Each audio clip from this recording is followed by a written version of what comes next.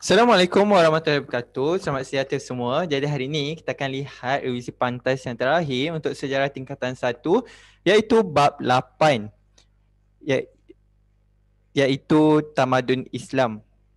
Alright, dalam bab 8 ini apa yang kita perlu tahu? Pertama, kita perlu tahu tentang latar belakang masyarakat Arab. Kedua, perlu tahu tentang tamadun Islam. Ketiga, perlu tahu tentang ketokohan Nabi Muhammad. Keempat, perlu tahu sumbangan dari politik, ekonomi dan sosial. Dan sekali sumbangan dari bidang seni bina. Pertama sekali kita perlu tahu maksud jahiliyah. Okey, jahiliyah berasal daripada perkataan Arab jahala yang bermaksud jahil. Okey, di mana ketika itu tidak mempunyai nabi dan kitab suci sebagai petunjuk. Okey, ini ialah maksud jahiliyah. Okey, dan kita perlu tahu tentang perkembangan sedikit perkembangan tentang masyarakat Arab jahiliyah ketika itu. Okey, mereka berada di zaman kegelapan iaitu zaman jahiliyah. Kedua, kita perlu tahu tentang sistem ataupun sistem masyarakat jahiliyah. Yang pertama dari segi politik, terdapatnya kaum Hadri, kaum Badui, di mana kaum Hadri tinggal di kota, kaum Badui hidup secara nomad. Kemudian mereka hidup secara kabilah, di mana setiap kabilah itu mempunyai ketua dan syekh. Dan kita perlu tahu di mana masyarakat Arab jahiliyah ini mempunyai satu sifat iaitu sifat ashabiyah yang bermaksud penyatuan berdasarkan keturunan.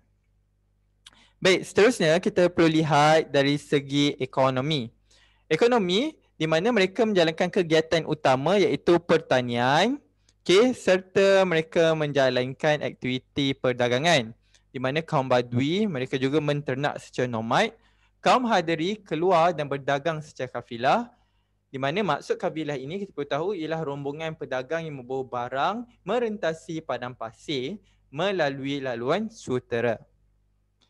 Dan sekali, kita perlu tahu sistem masyarakat jahiliah dari segi sosial di mana mereka menganut beberapa agama iaitu yang pertama agama Wathani, mereka menyembah berhala, Majusi menyembah api, Yahudi agama berkaitan dengan Bani Israel, Nasrani sama juga, dan animisme menyembah roh, dan sekali Hunafa agama daripada dan berkaitan dengan Nabi Ibrahim.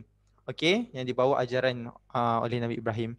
Kemudian dari segi sosial ini mereka juga menilik nasib untuk meramal masa depan. Mereka memandang rendah kepada kaum wanita dan mereka juga mempunyai sifat yang baik seperti memuliakan tetamu, menepati janji serta menghormati tuan rumah.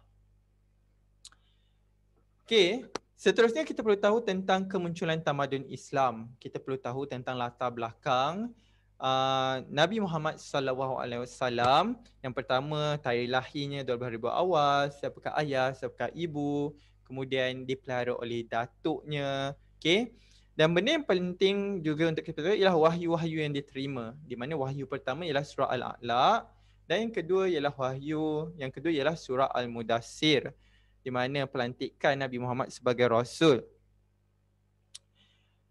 Seterusnya kita perlu lihat juga tentang dakwah Nabi Muhammad. Dakwah Nabi Muhammad ini dilakukan mempunyai dua peringkat iaitu secara rahsia dan secara terang-terangan, di mana kita perlu tahu siapakah mereka yang mengikuti dakwah ini. Okey. Seterusnya selepas kewafatan Nabi Muhammad, kita perlu tahu di mana adanya Khulafa Ar-Rasyidin. Ada 4 orang iaitu Abu Bakar As-Siddiq, Umar bin Al-Khattab, Uthman bin Affan serta Ali bin Abi Talib.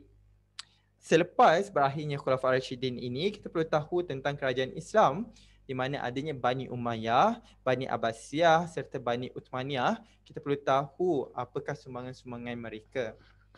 Dan kita perlu tahu juga tentang faktor penyebaran agama Islam ini iaitu kerana kesyumulan, keterbukaan, kesaksamaan, dakwah, diplomatik, perdagangan serta pembukaan wilayah.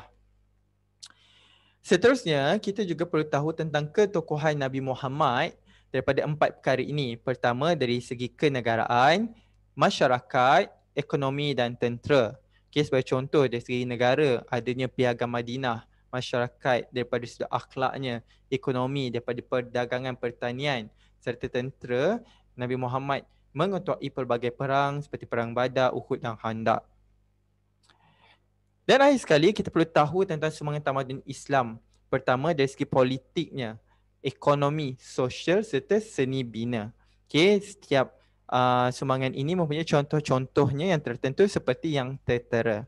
Jadi itu yang kita perlu tahu. Jadi itu saja revisi pantas bab 8 tingkatan 1 ini.